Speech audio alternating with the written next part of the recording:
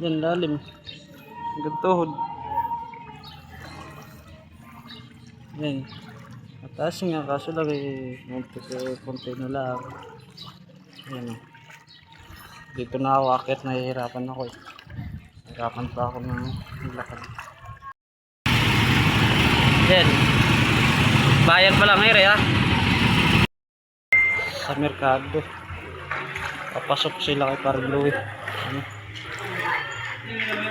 Yan.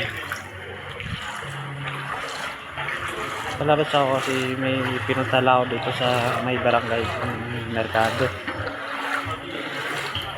Hindi ko akalain yung ganito pala kalalim yung tubig. Ang kalsada mataas na pero dito sa looban malalim. So yan, yung may tambak tapos karon halos kalahati na rin pala yung may tambak dito. Kaso lang yung may tubig na yun malalim. Pagpasto dyan. Tambak na sa may merkado. Doon naman tapos na rin yung ginagawa. Hindi tayo sa ayun.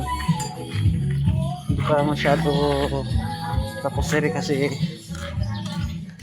ano pa eh.